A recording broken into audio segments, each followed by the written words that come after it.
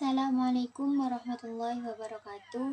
Perkenalkan, nama saya Siti Nur Hasanah, NIM 211105020014. Di sini saya akan mereview materi dan menanggapi materi yang telah disampaikan oleh Dr. Abdul Wadud Nafis, LC MEI. Yaitu yang pertama adalah ilmu ekonomi. Ilmu ekonomi adalah sebuah cabang ilmu yang membahas dan mempelajari tentang perilaku manusia dalam memenuhi kebutuhannya dan memuaskannya. Yang selanjutnya adalah definisi ilmu ekonomi Islam, yang dinamakan ilmu ekonomi Islam atau ekonomi syariah, yaitu merupakan salah satu jenis sistem ekonomi yang saat ini berkembang di dunia, terutama negara-negara dengan mayoritas penduduk muslim. Penerapan ekonomi syariah sebagai sistem dilandaskan nilai-nilai Islam yang bersumber dari Al-Quran dan hadis. Perkembangan sistem ekonomi Islam selama ini diikuti dengan kemunculan pemikiran banyak ahli, khususnya dari kalangan muslim, mengenai bidang ini. Karena itu, dalam hal pengertian ekonomi Islam, sejumlah ahli juga telah menyodorkan berbagai definisi. Selama ini, ekonomi Islam juga kerap disebut dengan ekonomi syariah. Kedua istilah merujuk pada makna yang sama dan hanya berbeda pada pemakaian kata. Sebagaimana dijelaskan dalam buku Memahami Ekonomi dalam kurung 2018, sistem ekonomi syariah merujuk pada aktivitas dalam lingkup perekonomian yang berkaitan dengan produksi, distribusi, keuangan, perindustrian, dan perdagangan terkait barang atau jasa yang bersifat material dan berlandaskan pada syariat Islam. Pada prinsipnya, ekonomi syariah merupakan presentasi dari jalan tengah antara sistem ekonomi kapitalis dan sistem ekonomi sosialis. Oleh karena itu, sistem ekonomi syariah menerapkan prinsip kebaikan dari dua sistem ekonomi itu dan membuang sisi buruk dari keduanya. Baik, selanjutnya adalah perbedaan ekonomi kapitalis, ekonomi sosialis, dan ekonomi Islam. Yang pertama adalah sistem ekonomi. Sistem ekonomi yaitu adanya kebebasan dalam berusaha dan memperoleh keuntungan yang besar-besarnya, sedangkan kemakmuran dan yang merata modal dikuasai pemerintah. Kapitalisme sebenarnya tidak memiliki definisi universal yang bisa diterima secara luas. Sistem ekonomi di mana alat-alat produksi dimiliki oleh perorangan. Sosialisme adalah sistem ekonomi di mana alat-alat produksi seperti uang, bentuk-bentuk modal lainnya dimiliki oleh negara atau publik. Dan yang kedua adalah sistem ekonomi sosialis. Adalah sistem yang ditandai dengan kepemilikan sosial dari alat-alat produksi dan manajemen kooperasi ekonomi serta teori politik dan gerakan yang mengarah pada pembentukan sistem tersebut. Yang ketiga adalah sistem ekonomi syariah, yaitu merupakan ilmu pengetahuan sosial yang mempelajari masalah-masalah ekonomi rakyat didalami oleh nilai-nilai Islam. Ekonomi syariah atau ekonomi koperasi berbeda dari kapitalisme, sosialisme, maupun negara kesejahteraan. Yang selanjutnya adalah sumber hukum dalam ekonomi Islam, yaitu yang pertama adalah Al-Quran. Al-Quran adalah sumber hukum Islam yang abadi dan asli, adalah kitab suci Al-Quran. Al-Quran merupakan amanat sesungguhnya yang disampaikan Allah melalui perantara Nabi Muhammad SAW untuk membimbing umat manusia. Amanat ini bersifat universal, abadi, dan fundamental. Pengertian Al-Quran adalah sebagai wahyu Allah yang diturunkan kepada Nabi Muhammad, baik isi maupun redaksi, melalui perantara malaikat Jibril. Dr. Subhi Al-Solih mendefinisikan Al-Quran sebagai berikut. Al-Quran adalah kalam Allah SWT yang merupakan mukjizat yang diturunkan kepada Nabi Muhammad SAW dan ditulis di mushaf serta diriwayatkan dengan mutawatir. Membacanya termasuk ibadah. Al-Quran adalah kalam Allah yang disampaikan kepada Nabi Muhammad secara mutawatir melalui malaikat Jibril dari mulai surat Al-Fatihah diakhiri surat An-Nas, dan membacanya merupakan ibadah. Al-Quran merupakan dasar hukum ekonomi Islam yang abadi dan asli, dan merupakan sumber serta rujukan yang pertama bagi syariat Islam, karena di dalamnya terdapat kaidah-kaidah yang bersifat global beserta rinciannya. Banyak ayat yang menyebutkan berbagai macam kebutuhan hidup manusia, baik yang primer maupun yang sekunder, seperti kebutuhan pangan yang diindikasikan dengan menyebutkan pemberian rezeki Allah berupa buah-buahan, binatang ternak, ikan laut, air susu, kebutuhan pakaian dan perumahan. Semua itu merupakan kebutuhan manusia berupa sandang, pangan, dan papan. Yang kedua adalah as-sunnah. As-sunnah atau sering disebut juga al-hadis merupakan arti yang sama, yaitu segala sesuatu yang disandarkan kepada Nabi Muhammad, baik berupa ucapan, perbuatan, maupun takrirnya. Kalaupun ada perbedaan, sangat tipis sekali. As-sunnah yaitu segala sesuatu yang disandarkan kepada Nabi Muhammad saja, sedang al-hadis disandarkan bukan saja kepada Nabi Muhammad, akan tetapi kepada para sahabat Nabi. Yang selanjutnya adalah ijma', yaitu sebagai sumber hukum ketiga merupakan konsensus baik dari masyarakat maupun dari cendekiawan. Perbedaan konseptual antara sunnah dan ijma' terletak pada kenyataan bahwa sunnah pada pokoknya terbatas pada ajaran-ajaran Nabi dan diperluas pada sahabat karena mereka merupakan sumber bagi penyampaiannya. Sedangkan ijma' adalah suatu prinsip hukum baru yang ditimbul sebagai akibat dari penalaran atas setiap perubahan yang terjadi di masyarakat, termasuk dalam bidang ekonomi. Adapun rukun ijma' dalam definisi di atas adalah adanya kesepakatan para mujtahid kaum muslimin dalam suatu masa atas hukum syara, yaitu kesepakatan itu dapat dikelompokkan menjadi 4 hal, yaitu yang pertama adalah tidak cukup ijma' dikeluarkan oleh seorang mujtahid apabila keberadaannya hanya seorang mujtahid saja di suatu masa. Oleh karena itu, kesepakatan dilakukan lebih dari satu orang. Pendapatnya disepakati antara satu dengan yang lain. Dan yang kedua adalah adanya kesepakatan sesama para mujtahid atas hukum syara dalam suatu masalah, dengan melihat negeri, jenis, dan kelompok mereka. Anda yang disepakati atas hukum syara hanya para mujtahid haramain, para mujtahid Irak saja, Hijaz saja, mujtahid ahlu sunnah, mujtahid ahli syiah, maka secara syarak kesepakatan khusus ini tidak disebut ijma'. Oleh karena itu, ijma' tidak terbentuk kecuali dengan kesepakatan umum dari seluruh mujtahid di dunia Islam dalam suatu masa. Dan yang ketiga adalah hendaknya kesepakatan mereka dimulai setiap pendapat salah seorang mereka dengan pendapat yang jelas, apakah dengan dalam bentuk perkataan, fatwa, atau perbuatan. Dan yang terakhir adalah kesepakatan itu terwujudkan atas hukum kepada semua para mujtahid.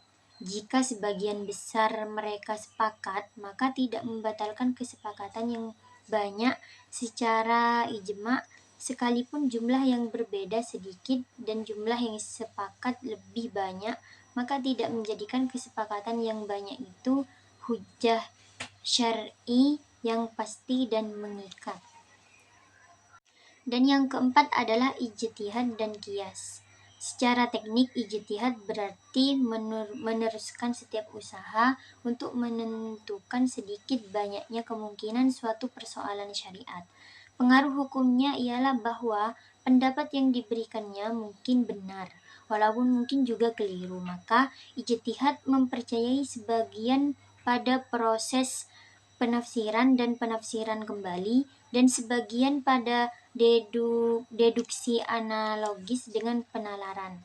Tetapi ketika asas-asas hukum telah ditetapkan secara sistematik, hal itu kemudian digantikan oleh kias. Terdapat bukti untuk menyatakan bahwa kebanyakan para ahli hukum dan ahli teologi menganggap kias sah menurut hukum, tidak hanya aspek intelektual tetapi juga dalam aspek syariat.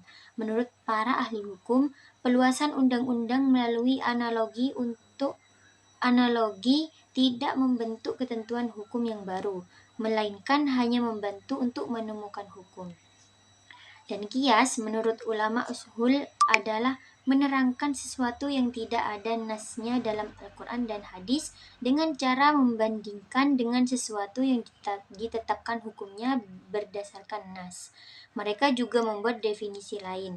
Kias adalah menyamakan sesuatu yang tidak ada nas hukumnya dengan sesuatu yang ada nas hukumnya karena adanya persamaan ilat hukum.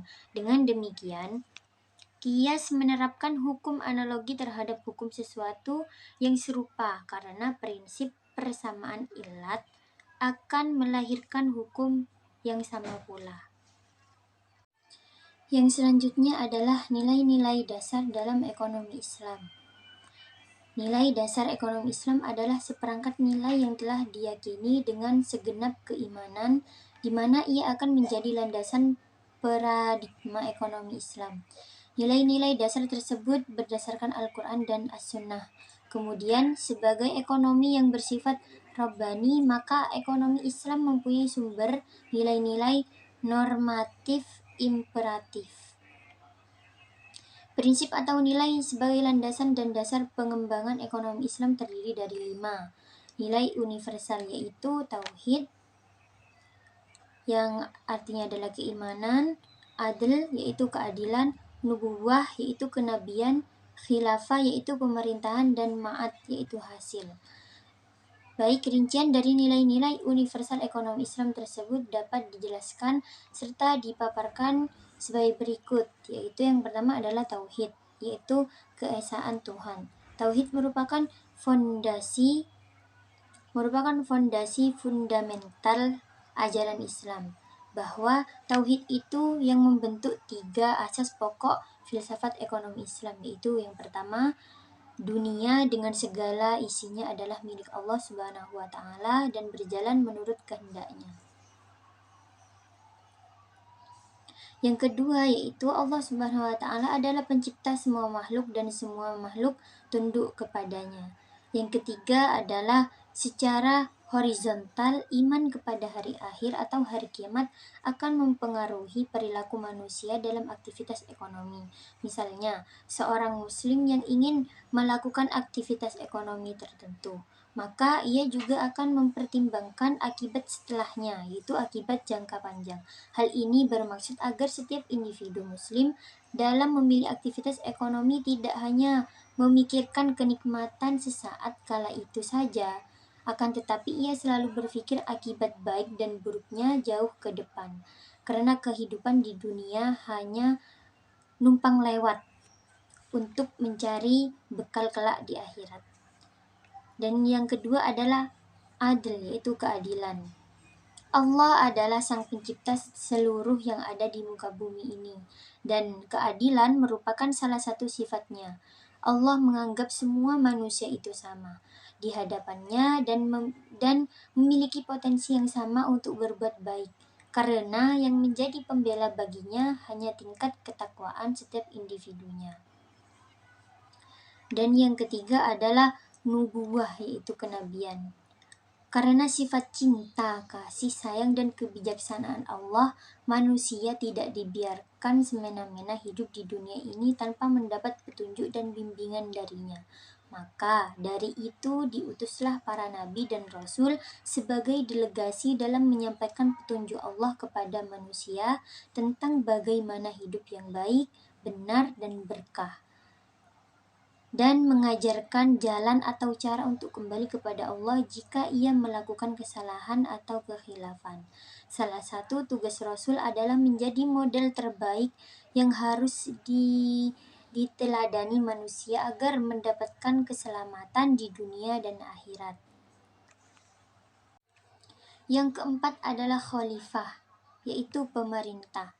Khalifah merupakan representasi bahwa manusia adalah pemimpin di dunia ini dengan dianugerahi seperangkat potensi mental dan spiritual oleh Allah Subhanahu wa taala, serta disediakan kelengkapan sumber daya alam atau materi yang dapat dimanfaatkan dalam rangka untuk sustainabilitas atau keberlangsungan hidupnya, sehingga konsep khalifah ini melandasi prinsip kehidupan kolektif manusia atau hablum minan nas dalam Islam. Fungsi utamanya adalah untuk menjaga keteraturan interaksi atau muamalah antar pelaku ekonomi dan bisnis agar dapat meminimalisir kekacauan, persengketaan, dan keributan dalam aktivitas mereka. Yang selanjutnya adalah prinsip-prinsip ekonomi Islam bebas dari maisir, gharar, dan riba. Yang pertama adalah maisir. Pengertian maisir adalah transaksi yang digantungkan pada suatu keadaan yang tidak pasti dan bersifat untung-untungan. Identik dengan kata maisir adalah qimar. Menurut Muhammad Ayub, baik maisir maupun qimar dimaksudkan sebagai permainan untung-untungan. Dengan kata lain, yang dimaksudkan dengan maisir adalah perjudian.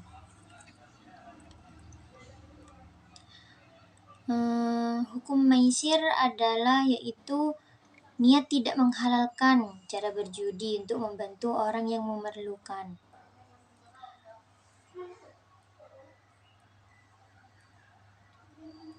Dan yang selanjutnya adalah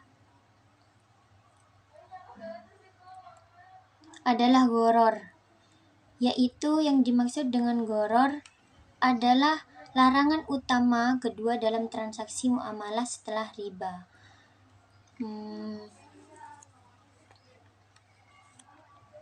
Gharar mengacu pada ketidakpastian yang disebabkan karena ketidakjelasan berkaitan dengan objek perjanjian atau harga objek yang diperjanjikan dalam akad. Sedangkan definisi menurut beberapa ulama, yaitu yang pertama adalah menurut Imam Syafi'i, yaitu gharar adalah apa-apa yang akibatnya tersembunyi dalam pandangan kita dan akibat yang paling mungkin muncul adalah yang paling kita takuti atau tidak dikehendaki. Yang kedua yaitu menurut Wahba al-Zuhaili, yaitu gharar adalah penampilan yang menimbulkan kerusakan atau sesuatu yang tampaknya menyenangkan tetapi hakikatnya menimbulkan kebencian. Yang ketiga yaitu menurut Ibnu Qayyim, yaitu gharar adalah yang tidak bisa diukur penerimaannya, baik barang itu ada maupun tidak ada, seperti menjual hamba yang melarikan diri dan unta yang liar. Dan yang terakhir adalah riba, yaitu riba secara etimologi yaitu berarti aziyadah, artinya tambahan. Sedangkan menurut terminologi adalah kelebihan atau tambahan pembayaran tanpa ada ganti atau imbalan yang disyaratkan bagi salah seorang dari dua orang yang membuat akad atau transaksi.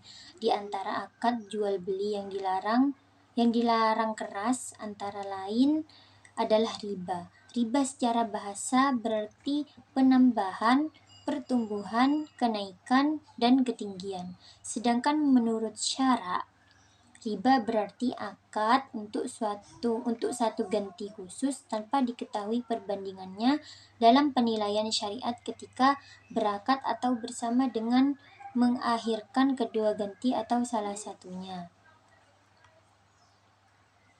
Dengan demikian, riba menurut istilah ahli fikih adalah penambahan pada salah satu dari dua ganti yang sejenis tanpa ada ganti dari tambahan ini.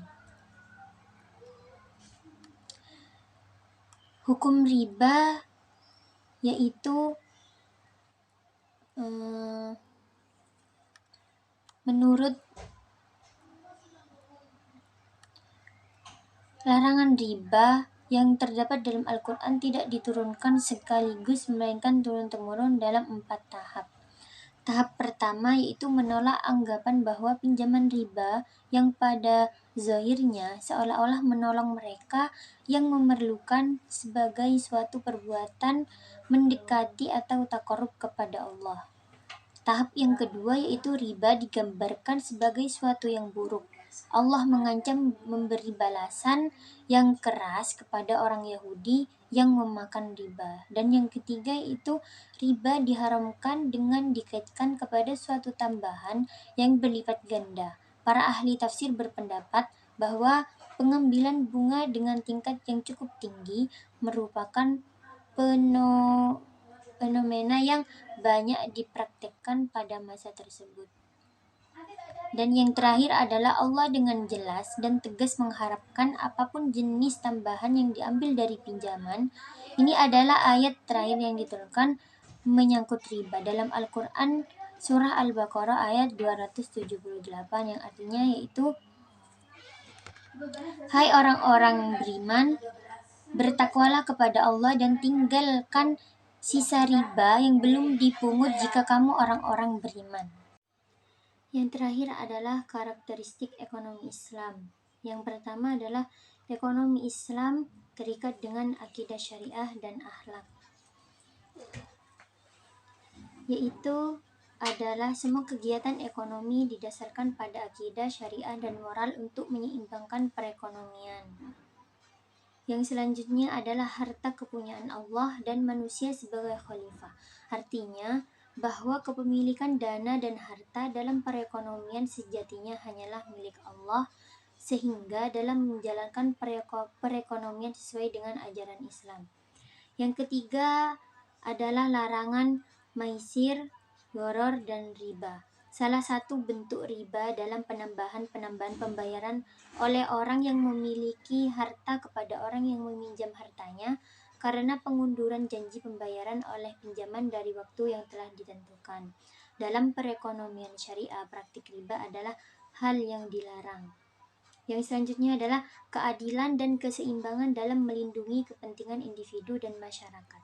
Salah satu prinsip ekonomi syariah dalam pembagian kepemilikan yang mengedepankan keadilan, artinya keuntungan yang diperoleh dari aktivitas ekonomi dibagi secara adil. Misalnya dalam perbankan syariah ada bagian keuntungan untuk bank maupun untuk nasabah. Yang selanjutnya adalah keseimbangan antara kerohanian dan kebendaan, yaitu tujuan perekonomian syariah bukan sekedar keuntungan fisik, namun diarahkan untuk mendapatkan keuntungan dan ketenangan batin di dalam hidup. Yang selanjutnya adalah bimbingan konsumsi, juga ada petunjuk investasi, dan terakhir adalah zakat. Mungkin hanya ini yang dapat saya sampaikan, kurang lebihnya saya mohon maaf. Assalamualaikum warahmatullahi wabarakatuh.